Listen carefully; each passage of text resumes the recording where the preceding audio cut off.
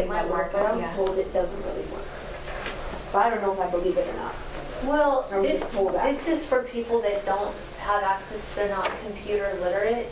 These, and a lot of the people that own those type of homes, they do look at these things. I agree. So, I agree. There's somebody non-computer literate left on the planet. yes, they're the fading dinosaur breed.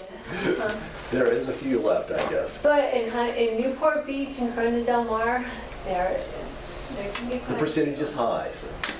Although it keeps dwindling. it's dwindling because everybody shows them and they get up to date on it. It's good. You're not alone. Thank you for showing up, first of all. Although I did track down, Scott is sick, so he is in the hospital. Wait, no. Scott Hoffman again? Is it his heart? It's complications with the, Aphid? no. Areola, or not, the atria. The thing he's got to pass. The little- bite. Oh, the pacemaker? No, Stent? comes out in your urine. Oh, the kidney stone. That's it. Oh, yeah. That was not coming to me. Okay, we're like, I know it's, Something, you got to pass it. It's oh, okay. not fun, so. We're realtors, not doctors. Yeah, Yeah. we're just throwing stuff out there. We're like, it's like a charade. It's something. And Robert? You should have just drew it, then we would have. I don't know, I cannot get a hold of him. I draw so- like a little kitty bean and it's still like him. Hi, Mercedes. Hi, Lisa. Hi, everybody. So first of all, did anybody here, since I was counting on Scott to have done the homework, Oh, Lord. any of you do your homework for chapter 8? Do we have to be honest? Well, Honesty is the best. honesty is definitely the most helpful. I mean, you can lie, but so just a quick reminder, since we haven't been together here in a while, what is the goal of NVC? Let's start with the basics. To learn how to communicate better with people and give empathy and. See, that's why I don't want to answer Not the question fun, because it's never really quite right. Well, But it's okay, just pumping it out. So, but you're helping. Hey, you're at least thinking about it. Yes. It's a way of communicating that leads us to give from the heart. Well, and that's definitely true. Wrong. But what's the major purpose of using nonviolent communication in our communication, in our way of reacting and relating to other people? What's our goal? What's the big picture Keep goal? ourselves in check. Not to get angry. Is it has to do with needs? No. Okay. Okay, the other person's first.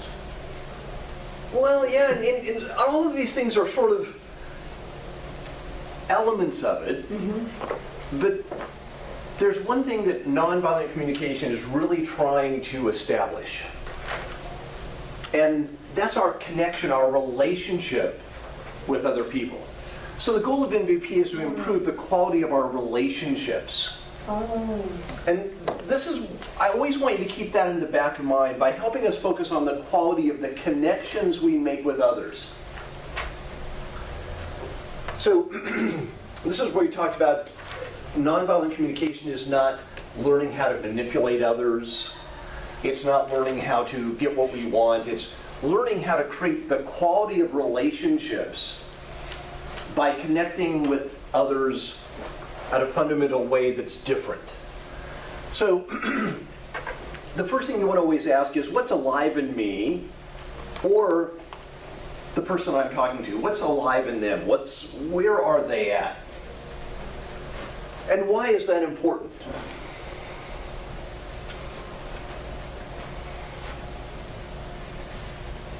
Why is it important for you to know what's alive in you right now? What do you mean by alive? What's going on inside of you? What's really present with you right now in this moment? Well, knowing where we're coming from And, if I'm sensing anxiety because this person is acting this way, then I'm gonna come across with that, and my questions are gonna come across that way, my everything just, starts from that point. So if I'm, what's alive in that person, and how can I empathize with them, puts me in a different place instead of defensive. I'm here to help. Can somebody help me out here? You're doing great. Thanks. Okay, so that could something along those lines. And to me, this is so important to remember, until you're aware of where you are and where that other person is, what's alive in them, what's truly going on in them, you can't really ever have good communication. It's impossible. So, Because you're going to be communicating from different perspectives, different points of view. So this is why we've got to get in touch with where are we at, what's alive in us, what's alive in front of in the person in front of us. And then, from that perspective, our goal is to say, well, how can I make life more wonderful? And sometimes it doesn't always seem like, we can make life more wonderful, but we want to say, how can I make a connection? Because what's the purpose of nonviolent communication? To improve the quality of the connections we make with others. So it improves the quality of relationships, the connection. It's about the connection, it's about the relationship. It's not about manipulating, getting what you want, Right. those types of things. And that's why we've just got to keep remembering this. And when we always come from that intention, my intention in this communication is to make our connection better. Whether it's with your spouse, your kids, a client, you will find that your communication tends to be much more productive, actually helps you get more of what you want, helps you serve your clients more effectively. But it's always coming from that intention of, where am I at? What's alive in me? What's alive in them? And how can I make life more wonderful? So the basic NVC model says, when I see that, what would you put in there?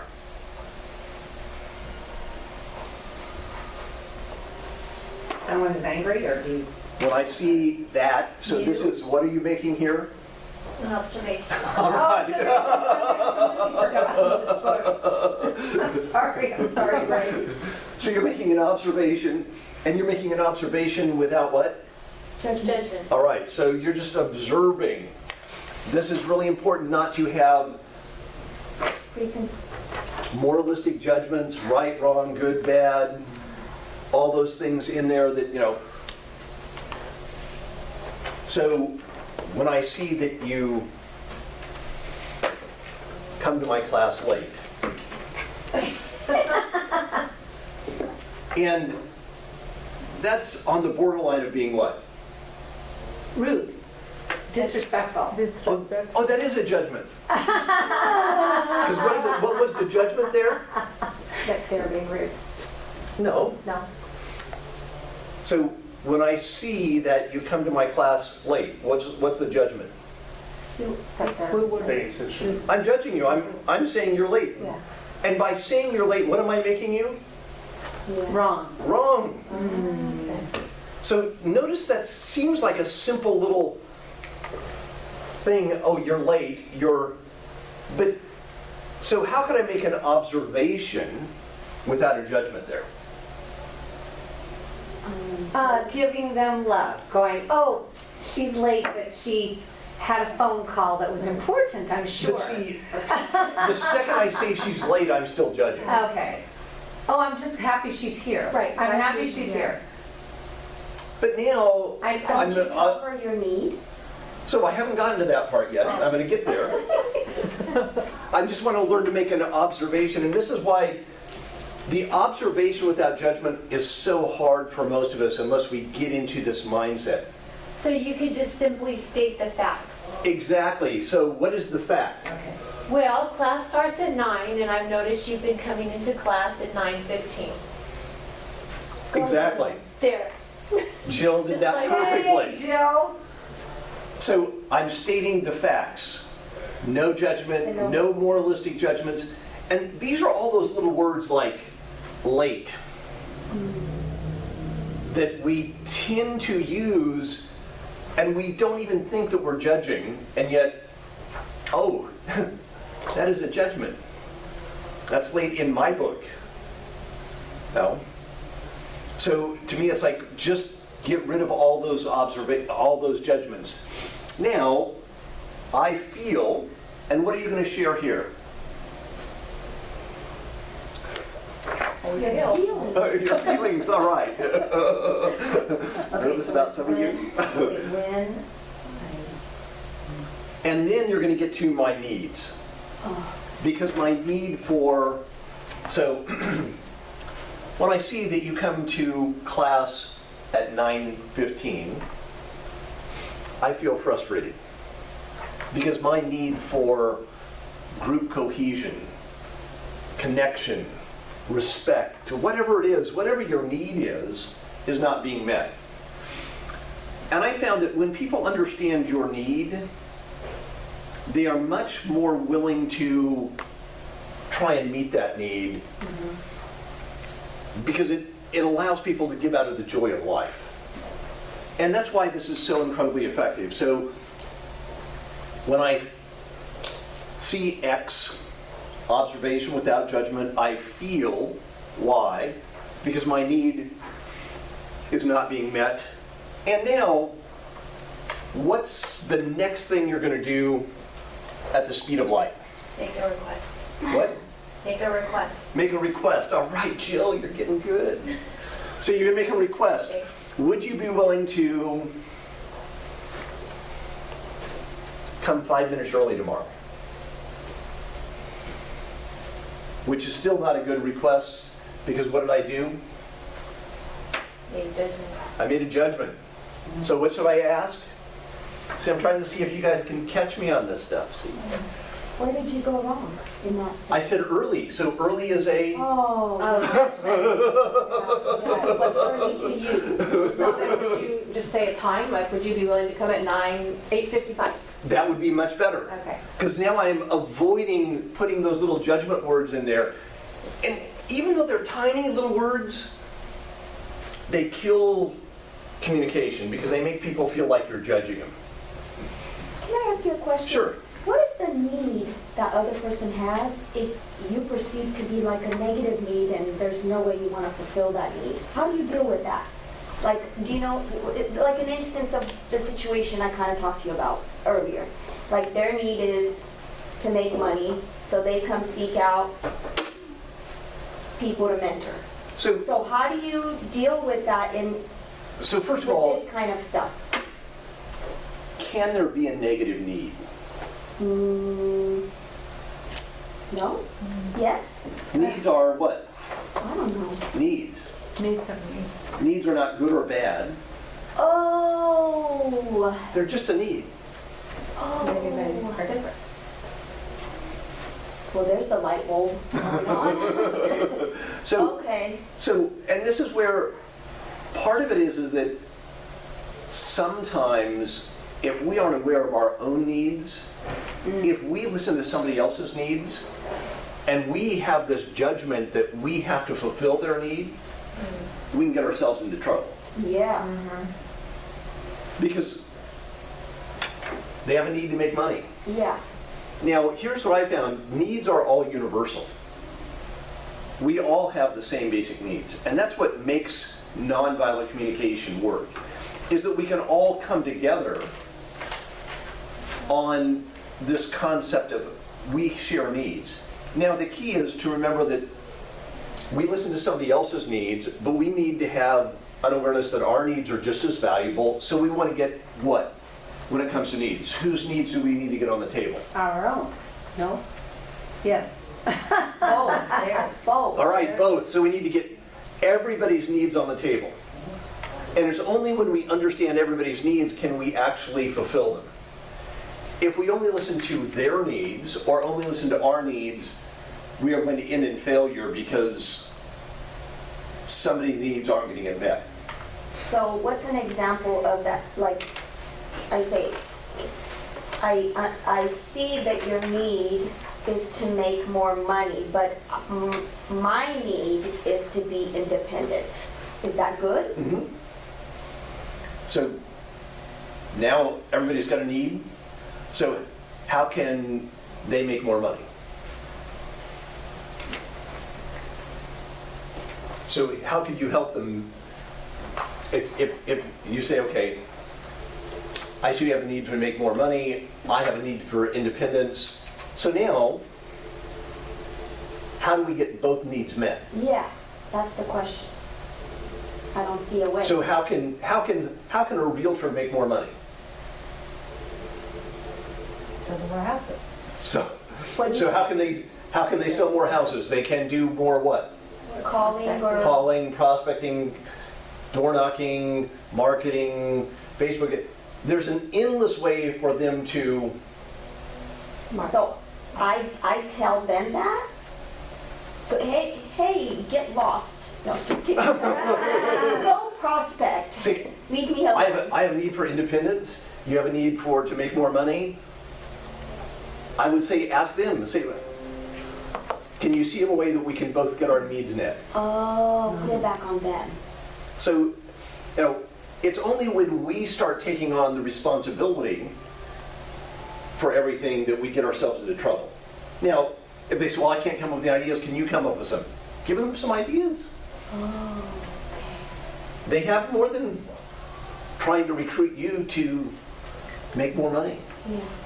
So there's always ways, and what you want to do is, if you ever lose sight of the fact that you have a need for independence, if you aren't keeping that in your consciousness, you will end up doing something that violates that need, and now you'll come to resent it, and in the end, you'll both lose. It feels terrible. I did that. So you've just got to keep that. That's why you need to be aware of your needs along that process. So we've gone through this. Question for you. Yes. But if the needs don't align, is it okay to be like, we can't come to an agreement, so separate? I mean. So give me an example where needs Well, don't in that align. case, she needs independence, the other person needs to recruit for more, but she doesn't want to be recruited. But they are persistent. So what do you do in that case? Like, You stay persistent with advocating for your needs. but at what point do you stop the conversation? You know what I mean? It's like, you can't continue to. You're saying if the other person isn't seeing that you're being Yeah. empathetic to Yeah. their needs. If they're not on the same page as us who are going through this wonderful class, So what would be the best way if somebody's coming at you in a negative way or in a way that's persistent? What do you think would be a way of helping alleviate that? well, that's what I'm saying, is how do you stop that? See, like, do you say, I'm sorry, but Our So nature here's- is to be like really, our nature is to be like, I'm gonna be so rude that you don't even wanna come around me, so I don't Which deal is with this anymore. But then when you're rude like that, is your need for respecting others being met? no. No, and I And- refuse to do that, but then they call me weak. Other people say, you're so weak, like just tell these guys to get lost. And I'm like, but I don't wanna hurt, I So- don't want, So remember that one of the things that we said is that one of the best ways to live on the planet is to never hear what other people Say? say about you. think. No. Okay. Right. Because now, if somebody says you're weak, what is that? I don't know. So, and you never want to hear a judgment. Okay. Why, it's like whenever somebody says you're weak, what is that instantly should be a signal for you to do? Walk away. So What did somebody you- says you're weak, you're this, you're that, I said, I even know, if they say maybe I you're am. absolutely wonderful. Should we really hear that? Not really. We shouldn't. Either. Yeah, Because it's a judgment in their brain. right. It's their judgment. If I tell you you're a Nazi, I know I'm. does that make you a Nazi? No. If I tell you you're 6 foot tall, does that make you 6 foot tall? No. If I tell you you're the meanest person on the planet, does that make you the meanest person on the planet? So my judgments of you are based on what? Observations. Your mind. You're thinking, What are they based on? They're based on One perception. my perception Oh, and my judgments and my background and my history. It's an equal truth. My judgments of you, do they actually have any reality in who you are? no. So when people judge you, that's one of the great things about it is in nonviolent communication, you instantly say, oh, gosh, they're judging. I don't hear judgments. And just smile. Yeah. Just so, oh, see, it's okay. Now, this takes practice, Yeah. but I have found that when you hear other people's judgments, life is always unhappy Yeah. because they're just a judgment. Now, Belle, so judgments are always according to the book what? In a tragic A tragic what? communication. A Or tragic, needs. tragic expression of an unmet need. Yeah, I read that, that's right. So every judgment is a tragic expression of an unmet need. So basically, what we need to do is say, I wonder what their need is for telling me I'm weak. Okay. And the second we can get in touch and look and say, gosh, no. So you hear somebody coming at you saying, I think you're weak. I sense you're afraid, and you really have a need for somebody to agree with you. There's something, so if you can just try and get to what are their feelings and needs? Now, we aren't always going to be able to guess exactly what their feelings and needs are, Yeah. but what I found is if we guess, we say, well, gosh, I sense you're feeling X. I sense you're feeling frustrated because, of the money pressures you're feeling. Well, no, it's not that. Okay, well, what is it? Well, I'm feeling angry because X. You will start a more productive dialogue about what's really going on in them versus a debate about judgments. And that's really the whole key element of that. Now, if somebody's coming at you and their needs are on the table, and the needs, as you say, aren't in alignment, what's the first thing you want to do when somebody gives you a need? Show them empathy. Show them empathy. All right, see? You're That getting is so it. hard to do in the moment when they're like doing something that you don't want to be done. It's just like, oh, So, and in that moment, you're going to say, gosh, what am I doing? yeah. Because that's our own judgments that, Yeah.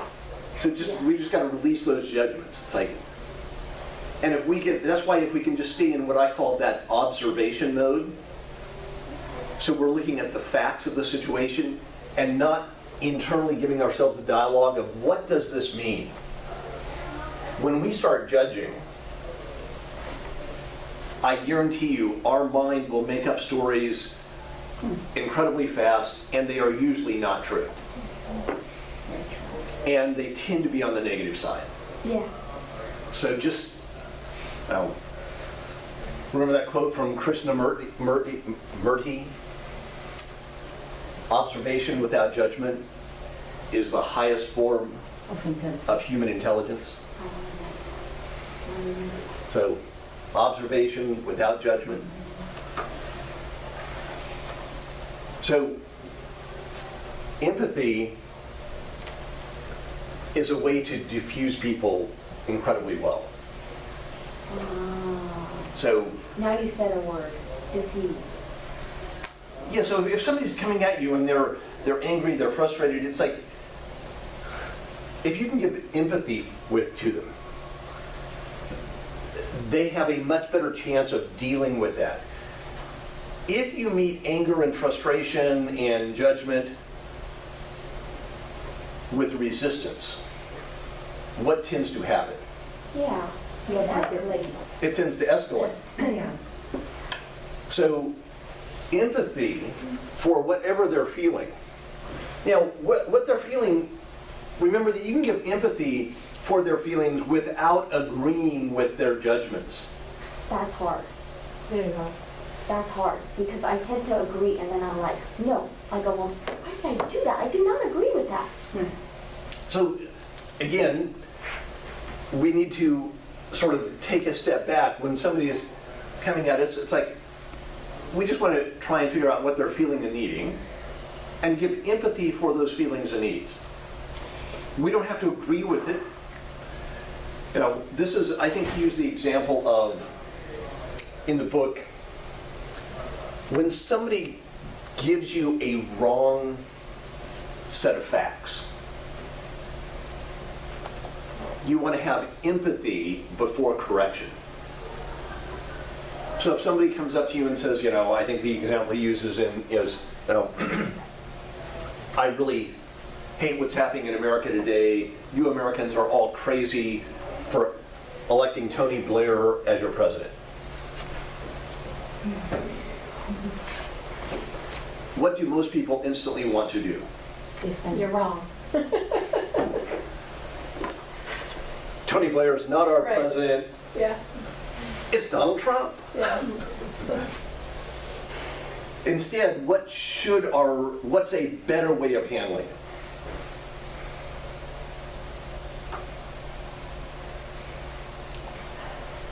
I can understand. So what's the empathy behind that statement? If I'm coming at you and saying, I'm really frustrated that you Americans elected Tony Blair as your president.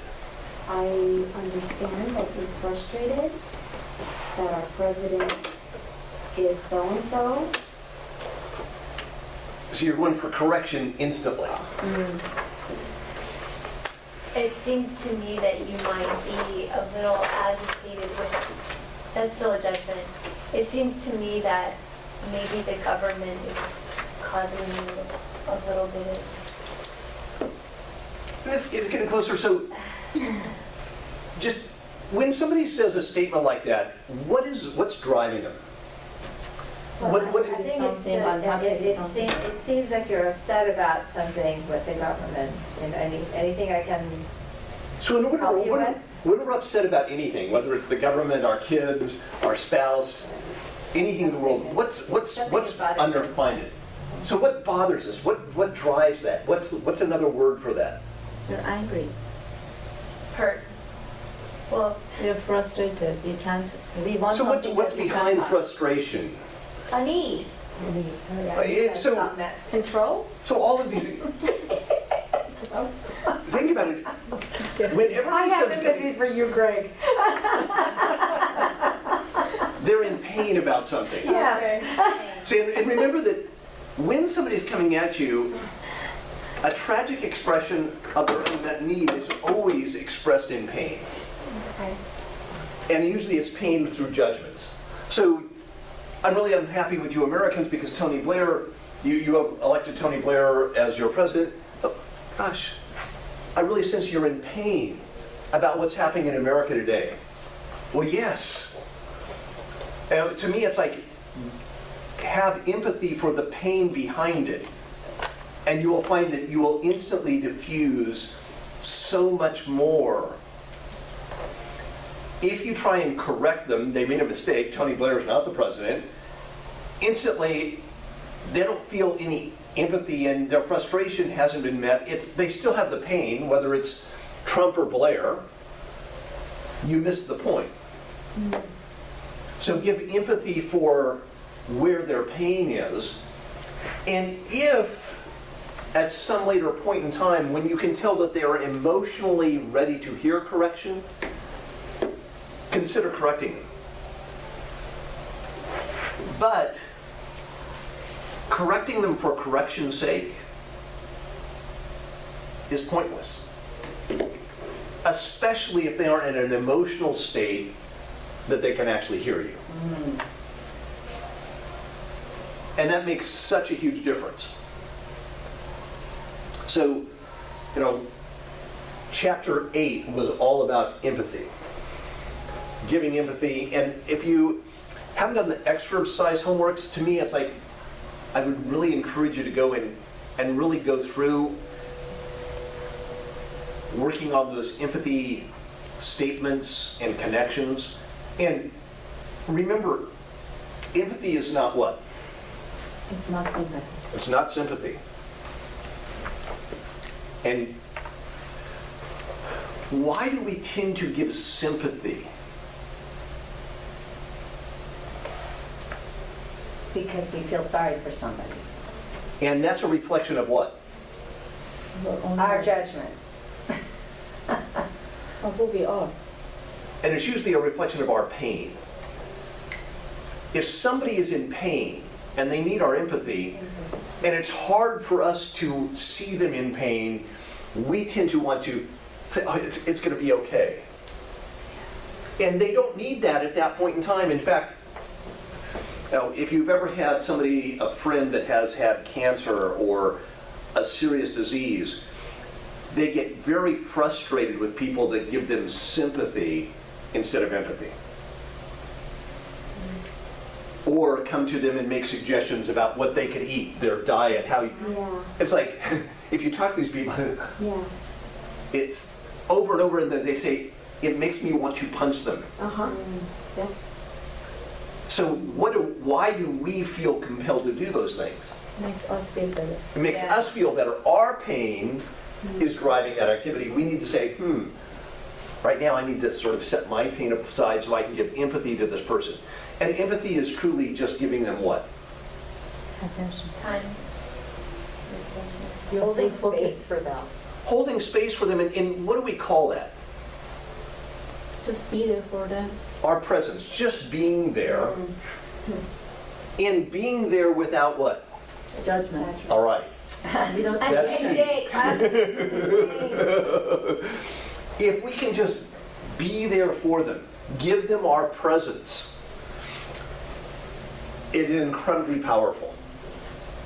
Now, and the more we can just let that be there for them.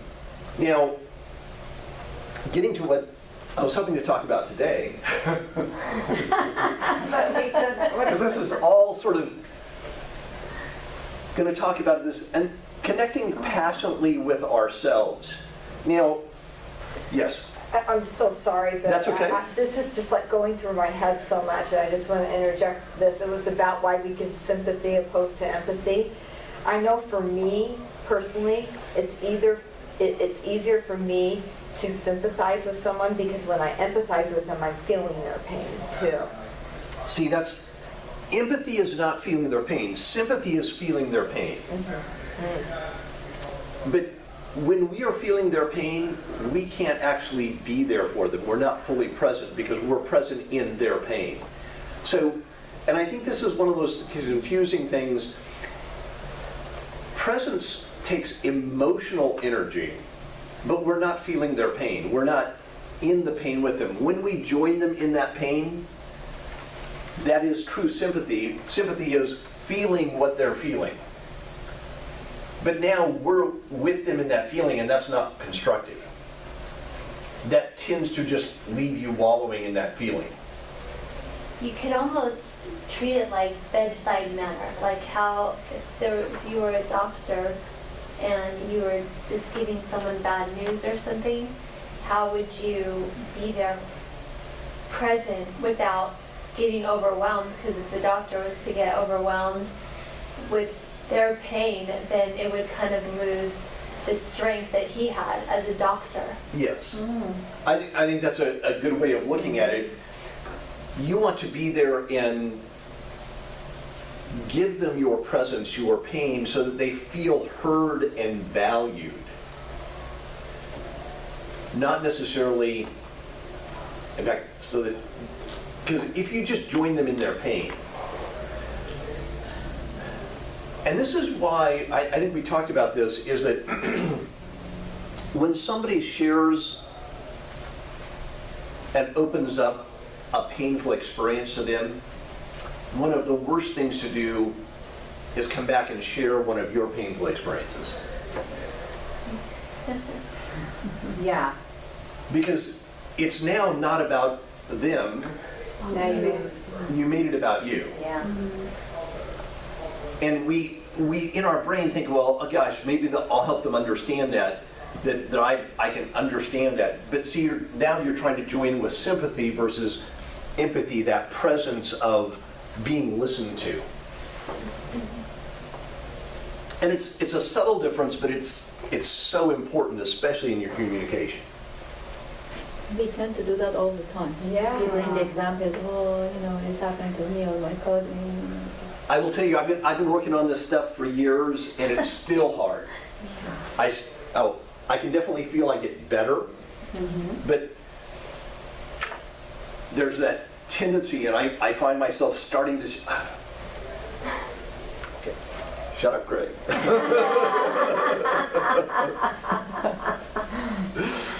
See, and I always wonder what is it that makes us so wanting to do that. And as I think about it, I often think that it's really hard for me to see the people I care about in pain. I want to remove that pain so much, and unfortunately, that tends to actually stop their growth. So we're actually hurting them in the long run by not letting them really experience their own pain. But chapter 9 is dealing with connecting compassionately with ourselves. And I really believe this is what Mahatma Gandhi was talking about. Let us become the change we seek in the world. If we really want to change our relationships, our connections, it starts with us. Now,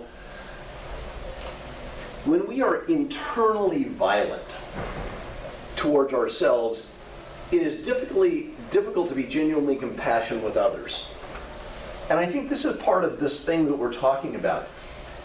When we put ourselves down, when we judge ourselves, when we do all the things that we get frustrated with other people for doing to us, to ourselves, we become one of our worst enemies.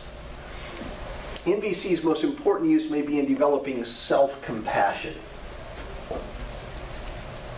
And I really believe this is so incredibly important. And to me, this is something to really understand in relationship to sales. When we use NVC to evaluate ourselves in ways that engender growth rather than self-hatred, we do make our life more wonderful. We're also able to do a lot more. We're able to make great strides in helping ourselves accomplish what we want to accomplish. I personally believe that our own internal dialogue against ourselves, our own judgment of ourselves, stop us from accomplishing our goals more than any other thing. Yeah. So, what do you say to yourself immediately after you've made what is referred to in common language as a mistake or an error? I'm so stupid. I'm so stupid. That was so dumb. That was dumb. I mean, Why did I do that again? Yeah. we are just incredibly mean to ourselves. Yeah. Critical. I mean, we are just like, oh my goodness. If somebody else said what you say to yourself about you to you, Right? Ooh.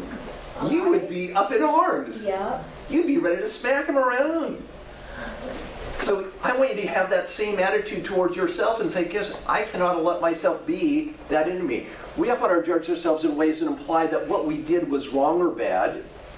And our self-admonishment implicitly assumes that we deserve to suffer for what we have done. And this is where we really get ourselves into trouble because, first of all, what is this when we think we should suffer for what we've done? What is that? It's punishment, it's judgment. A judgment. So we want to learn how to observe ourselves without what? Judgment. How good is this? We can learn from our activities. The second we judge, though, I found we stop learning. Because that was stupid, that was bad, that was wrong. I deserve to fail. I deserve to have this financial stress. I deserve to have this. I deserve my marriage to collapse. I deserve all these things. And we don't learn from the activities because we did something wrong and we just say, well, it's deserved. It's tragic that so many of us get enmeshed in a self-hatred rather than benefit from our mistakes, which shows us our limitations and guide us towards growth. When we can look at what we've done objectively, we have an opportunity to learn and grow.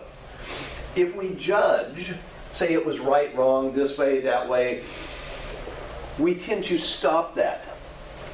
Also, anything that creates shame stops our growth. Shame is a form of self-hatred, and actions taken in reaction to shame are not free and joyful acts. Even if our intention is to behave with more kindness and sensitivity, if people sense that shame or guilt is behind our actions, they are less likely to appreciate what we do for them or are motivated purely than we do if we are motivated purely by the desire to contribute to life. So think about this in terms of your relationships. If your spouse does something or your significant other does something because they did it out of shame. Let's say they didn't do something that they were supposed to do and they were really embarrassed and ashamed of it, and a few days later they send you flowers.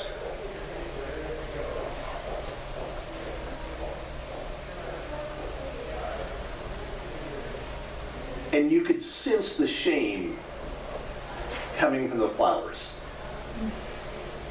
How did you feel about the flowers? Garbage. See, and so anything that comes out of this shame thing tends to backfire on us. Even if we do something that we think is nice, that we think that if we're doing it out of shame, people instantly sense that. So the other thing I want you to do is avoid shoulding yourself.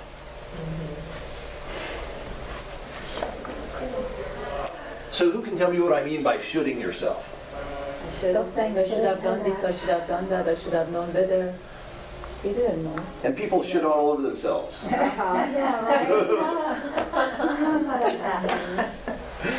I want you to stop shoulding all over yourself.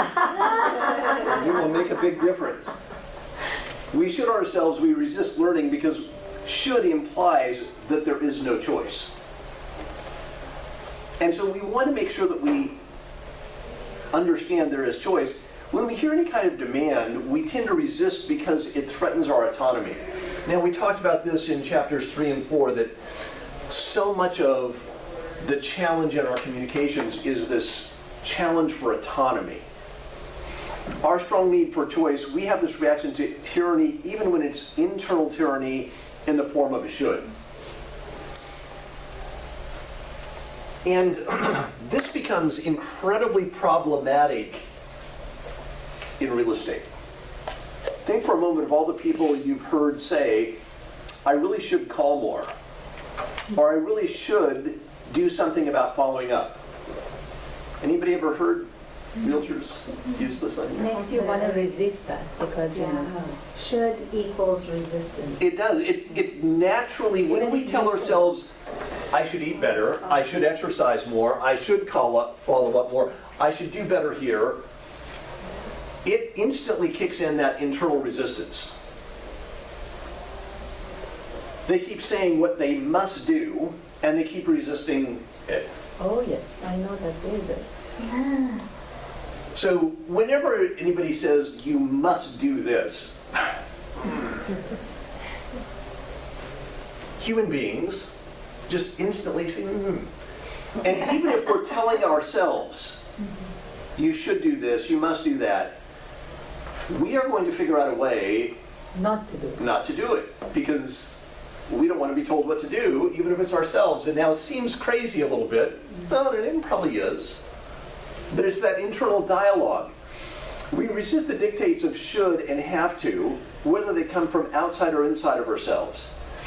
If we do yield and submit to these demands, our actions arise from energy that is devoid of life-giving joy. You know, we all can give examples of where we're forcing ourselves to do things. And we get ourselves to do things, but does it make our life happier? It's like, and it tends to burn us out. It tends to exhaust us. And to me, this is where we get ourselves into serious trouble.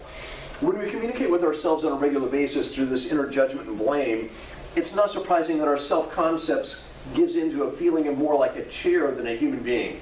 We really become more of an object to ourselves.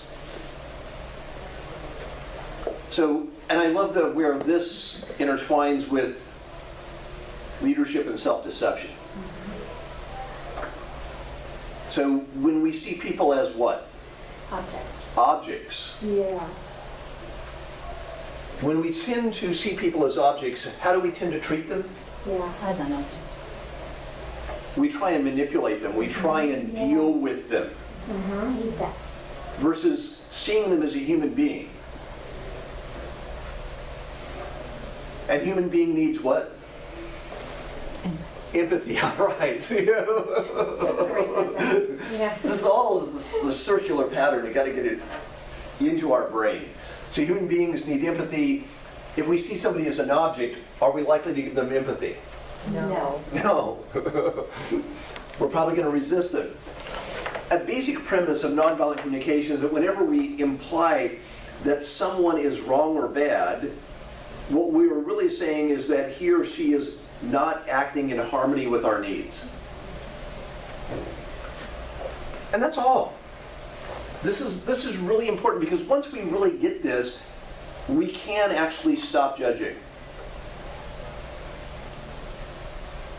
But this is hard to get because we intellectually got to internalize it so that we can start living that way. So, gosh, if you find yourself judging, say, gosh, I wonder what need of mine is in conflict with what's happening. And the second we can get to that need, we have a whole different energy. It's like it really is magic to me. Say that again. If you find yourself judging, what need? Of yours is not being met. It will instantly change the way you feel about it. I mean, it really is magic. You see a parent sort of abusing their kid. You have a variety of different things, but if you say, what need of mine is not being met by this situation? My need for parents respecting their children. The second you get in touch with that need, you actually feel a lot more empowered, and you're much more likely to take action that's constructive and helpful versus going up to the parent and saying, you shouldn't do that. And the second you tell them they shouldn't do that, what are they going to say? I want to. Mind your own business. But if you walk up and say, I don't mean to disturb you, but my need for fairness right now is not being met. It's going to have a whole different outcome. Because you're coming from the sense of your need. Everybody see that? Yes.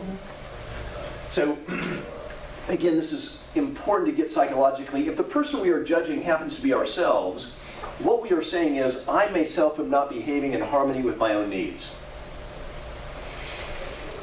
And the judgments that we have about ourselves are because we aren't in touch with our own needs. Now, this comes from cultural things that are tough. For men, what are men culturally told about their needs? You put your needs down, you sacrifice for your family, for the government, for your state, used to be the king.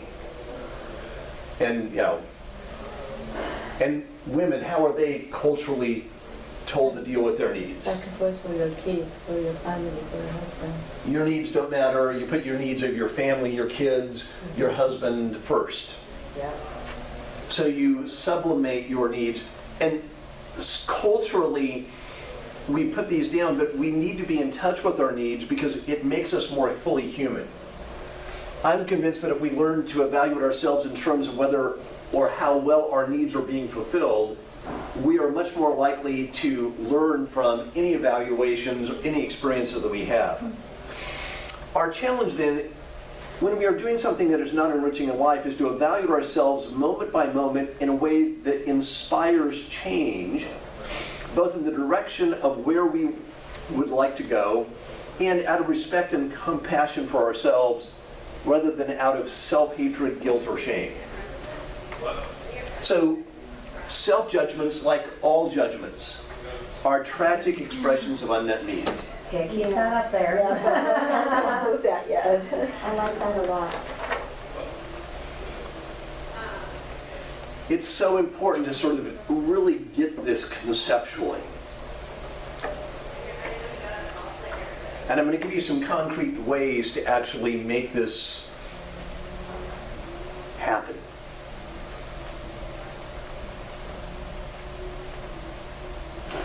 Self-judgments, like all judgments, are tragic expressions of our unmet needs. And that's true of everybody we meet. Their judgments, and whether it's a judging of themselves, whether they're judging you, if we can just keep in touch with, gosh, that's their unmet need. They've got a need in there that's not being met, and that's what's driving them to do the things that they are currently doing. Wow, that makes you look at people's behavior totally differently. It does. It makes you see the humanness Yeah. in all humans. A monster is not a monster anymore. No. For example, we find ourselves reacting reproachfully to something like we did, look, you just messed up again. We can quickly stop in ourselves, what unmet need of mine is being expressed through this moralistic judgment? So can anybody give me an example?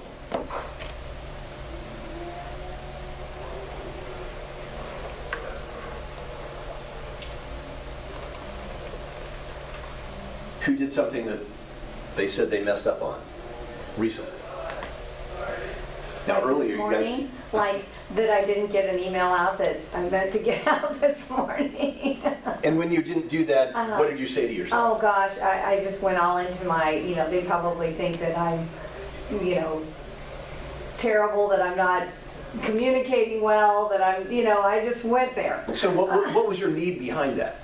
My need behind making myself feel bad. Well, until this class, I didn't realize I was doing that, but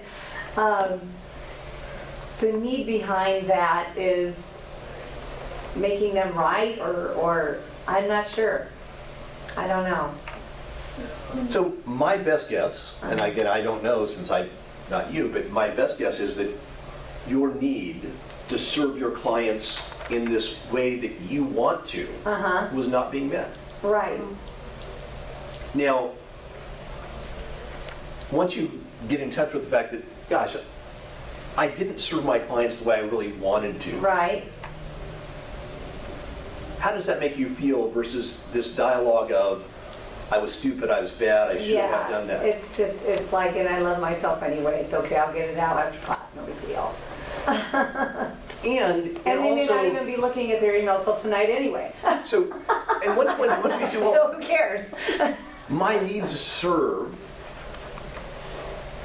is probably behind that, we can sit there and we can, okay, so in the future, is there something I could have done differently? Or there are going to be times that I have multiple commitments on the table that I have to take time. And we are much more forgiving and much more flexible with ourselves once we get in touch with our need. And here's what I found. Once we really get in touch with our needs behind what's driving it, there's almost always goodness in it.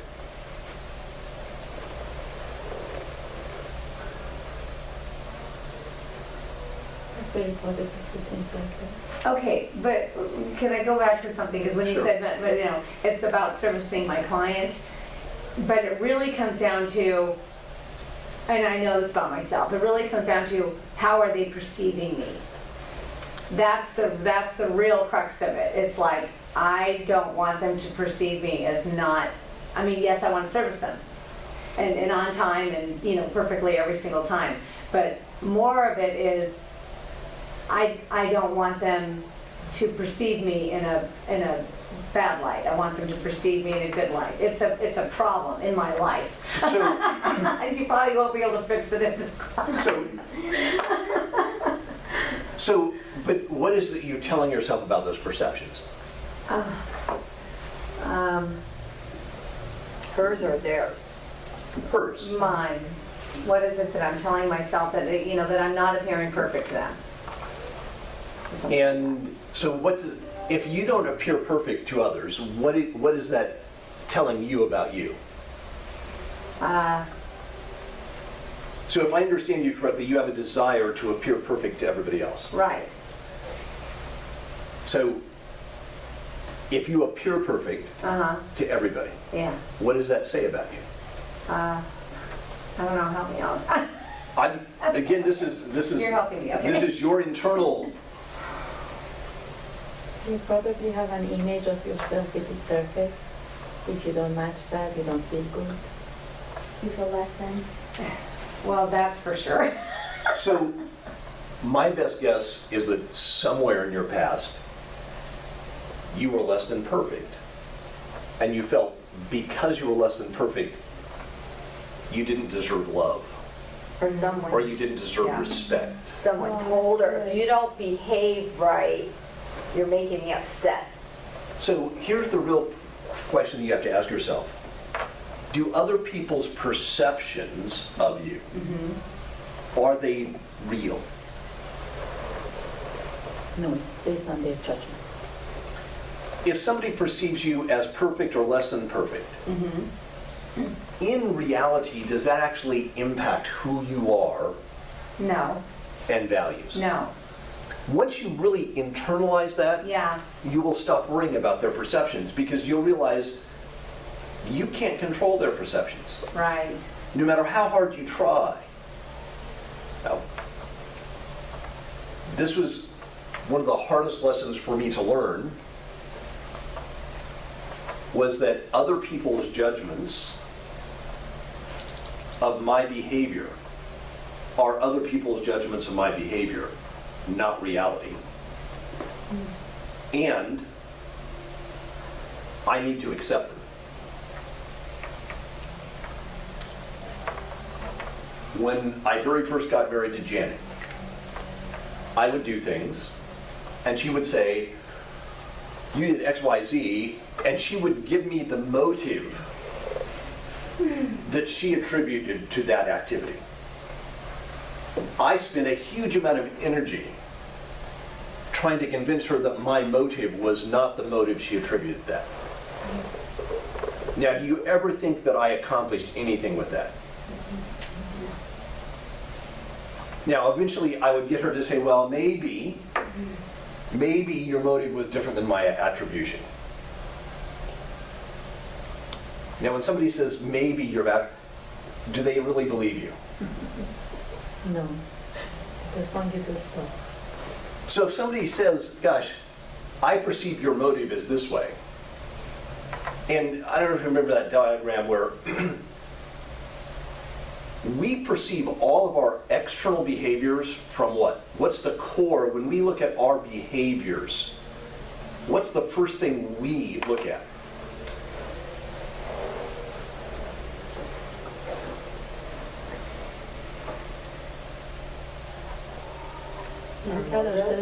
Our motive. If we look at anything, if somebody asks you, why did you do that? the first thing we always do is, well, I was trying to do, we look at the motive that drove us. And we see everything through those lenses of what our motivation was behind it. When other people look at our actions, what do they see?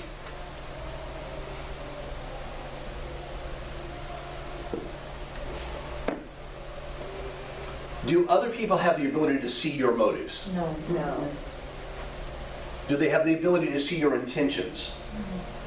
nope. They just So what are they looking at? your actions. They're only looking at your No. external actions.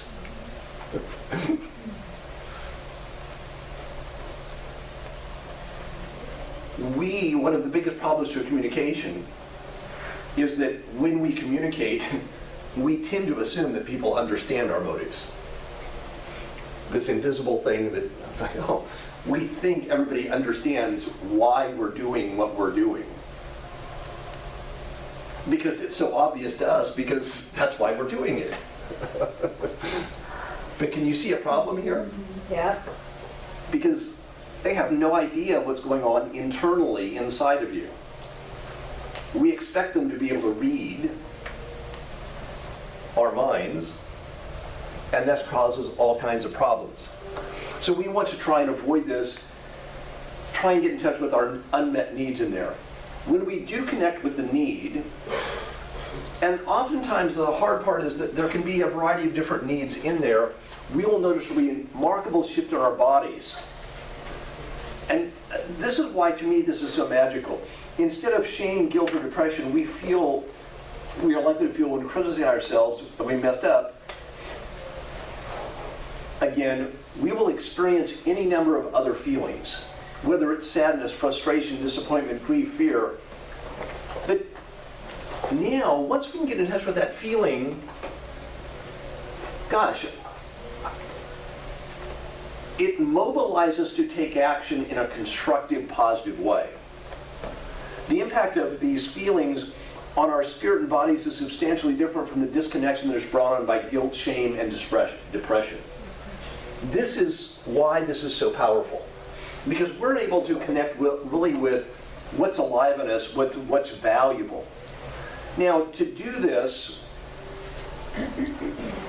what we need to do is learn how to mourn in nonviolent communication. And mourning is the process of fully connecting with the unmet needs and feelings that are generated when we are less than perfect. It is an experience of regret, but regret that helps us learn from what we have done without blaming or hating ourselves. So, if you mourn this morning, gosh, I wish I would have gotten that email out to my clients. Because my need to serve my clients was not being met. Now, that's going to give us a very different energy than saying, gosh, I should have done this, I was a bad person, I was a bad this, that. And that makes a huge difference overall. We see how our behavior can run counter to our own needs and values. And when we open ourselves to feelings that arise out of this awareness, when our consciousness is focused on what we need, we are naturally stimulated towards the creative possibilities for how to get that need met. When we say, well, gosh, you were bad in doing this, you should be punished, we tend to live in shame and depression because we keep beating ourselves up with those shoulds. Versus, gosh, well, my need for serving my life, my client's life, was not being met. And we can also say, okay, how do I get all the needs met? And what I found is that the more we get all the needs on the table, both internally and externally, the more we're able to fulfill them. In contrast, the moralistic judgments we use when blaming ourselves tend to obscure the possibilities and perpetuate a state of self-punishment. So in mourning, what we're going to do is connect with the feelings and unmet needs stimulated by past actions. One of the key premises of nonviolent communication is that we never do anything wrong. We do things With what we now know, you would have done differently then. Okay, we never do anything wrong. Say it again? We would do things, with what we now know, we would do things differently than what we actually did. But as soon as we start judging ourselves for being right or wrong, we tend to stop learning. We somehow think, oh, I deserve this punishment. Instead of looking for ways to get the unmet needs behind it met. So we want to have self-forgiveness. And let's see. Thought I had the steps of self-forgiveness here. Where did they go?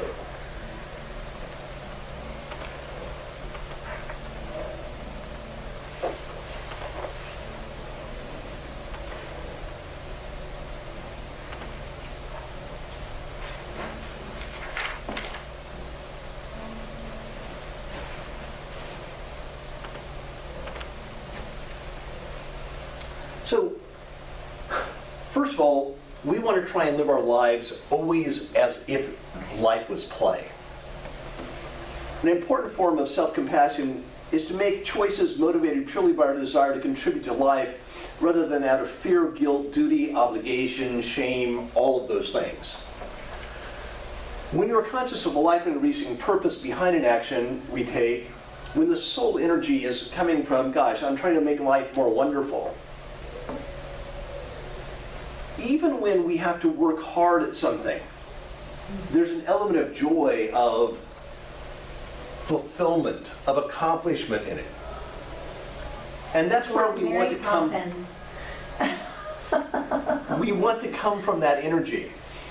Correspondingly, otherwise joyful activities performed with an obligation of duty, fear, guilt, or shame will lose its joy and eventually engender resistance. Oh, Yeah, so true. I really liked when I read that. It's like, wow. So, even if we say, gosh, I love surfing, but if somebody says, you have to surf every day, Yeah. it starts to become this sense of obligation, of duty, of, and we don't find joy in it. We make life more wonderful when we take action out of the desire to contribute to life rather than out of this guilt, shame. So how do we do this? Well, step one is to list on a piece of paper all the things that you tell yourself you have to do. Like following up with clients, cold calling, farming, putting people in your database, cooking, whatever it is that, list any activity that you dread but do anyway because you perceive to have no choice. You have to exercise, you have to eat right. You mean we don't have to eat right? We don't. Oh, man. I already feel better. Me too. I choose to. I feel so good. After completing your list, clearly acknowledge to yourself that you are doing these things because you choose to do them, not because you have to. In fact, you need to rewrite the list that says, I choose to, in front of each item.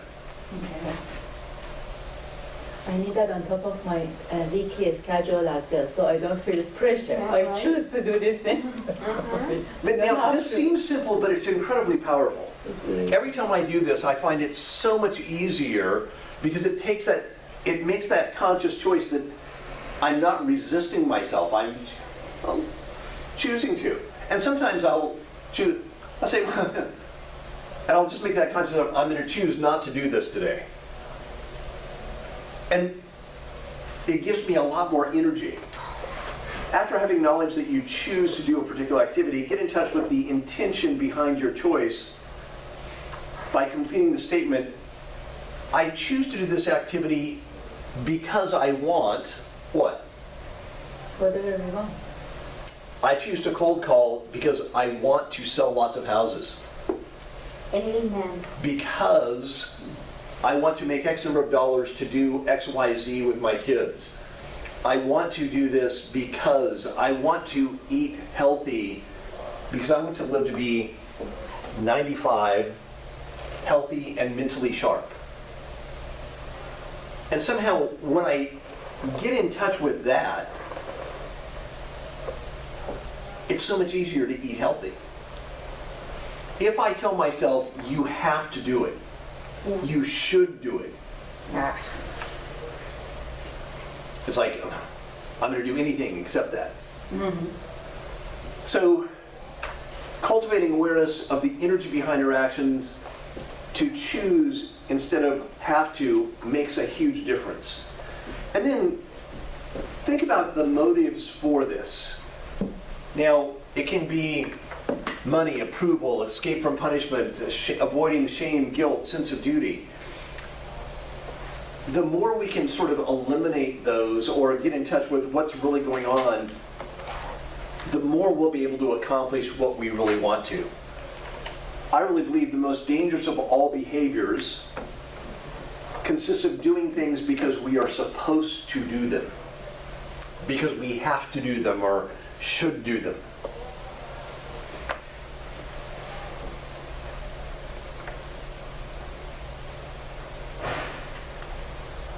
Once we realize that, especially here in America, we don't have to do anything. We have choices. It gives us a freedom to go out there and act in a more positive way, and we become our best version of ourselves. And I know we've ran long here today, so while we wrap this up, any takeaways, comments from today? It was a great advice. I already feel better. All right. Yeah, I'm going to put I choose to. All those things that I don't like to do in real estate, I don't have to, but I choose to because I want the result. So. See, and once we really connect, I choose to this because I want X, and we really keep that in our consciousness, it's so much easier to go out there. I choose to door knock because I want, the results that this is going to generate. I choose to do these things. I choose to enter things into my database because, gosh, I want a database that aids me down the road. Whatever those things are, it makes a huge difference. Other takeaways from today? Don't worry about what people tell about you, and don't blame yourself. All right. Especially don't worry about what other people think about you. I love one of his quotes. And he says, what other people think of you is none of your business. If we keep that in mind, life is more wonderful. I now know how to diffuse persistence. All right. And remember, it's about what their need is. All right. That's if people come at you with weird things that we think that there's always a need. Anger, negativity of anything is always a tragic expression of an unmet need. Quick question. You said, don't worry, don't even listen to somebody telling you, oh, like, I think the world of you, or you're great. So how do we express to somebody that we look up to something positive that they actually take, and it's not just you wasting your time telling them that? How does that work? Good thing did you, probably just a couple months after I came here, I did a little talk in one of the office meetings on expressing gratitude. No, I missed that. So, and later on in the book, he's going to talk about that. Okay. So, what we want to do is learn how to express gratitude in a very specific way. So, the first thing we want to do is express exactly what the person did. And the more specific you are, the better your gratitude will be. When somebody comes up to you and says, I think you're great, What does that mean? it's like, I wonder what I did that was great. I'd like to do more of that, but I don't know exactly what that is. So if you share with somebody exactly what they did, you did X, oh, and now you say, it made me feel happy, sad, connected, whatever it is, whatever the feeling is behind it. And then it met my need for, so what did you do? What were the feelings and needs behind it? And if you express gratitude in that way, you'll find it's incredibly powerful. It'll energize that person and you as well. So be specific. But generalized comments of "you're great" are just, they're about as, it's like, They're meaningless. they're meaningless, like "you're terrible." It's Right. like, what does that mean? You're terrible. It's like, well, no. So, Okay. and even think about if you're trying to educate with your kids, if you tell your kids, that's bad,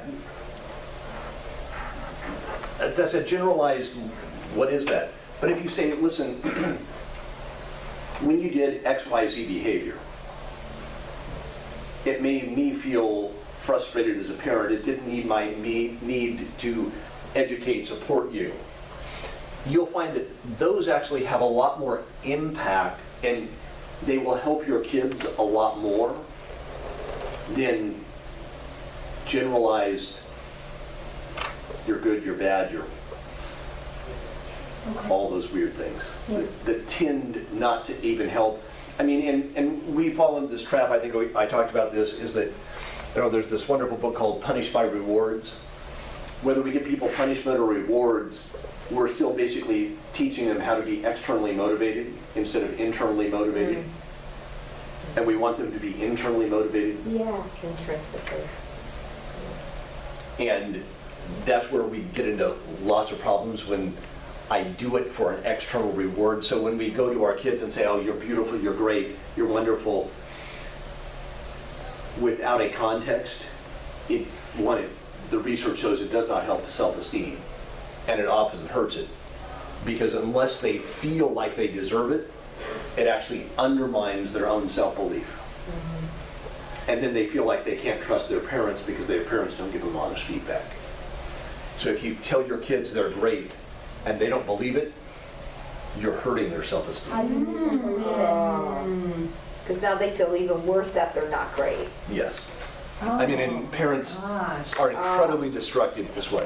Oh my Oh gosh. my goodness. Just real quick, how do you make them believe it? I'm gonna read the book. So What's the first book of all, you can't make them believe something like By reward. you're great. Because It's too so general. you've got to take it down Why to, you're great, in order to be. so let's say you give them an assignment to do homework Yeah, and they worked hard at it. yeah. Whether they got an A or an F, what we have to do is say, guys, you should be proud of yourself because you worked hard. Oh, okay. Enjoy the feeling of what you did. The internal, I worked hard at this effort. I appreciate you trying, putting the effort in. Those types of things tend to oh, I worked hard, I should feel proud of that. Okay. Oh, so you're saying, I really want to make sure I get this correct. So you're saying that we should concentrate more on an action opposed to an attribute. Yes. Oh, that's good. Attributes I have to make it easy. attributes are too general. And it's hard for people to understand an attribute is typically a judgment as well. I mean, what is beautiful? True that. What is intelligent? Yes. Those are all super subjective. And if you tell me I'm intelligent and I feel stupid, Yeah, I think you're on drugs. yeah. So, again, those are things that we get ourselves into trouble because our intention, again, our motives were good. But unfortunately, they don't understand our motives. They only see our external activities. So, go sell some houses. Okay. Thank you so much, Ray. Thank you. All right, next Monday, chapter 10. And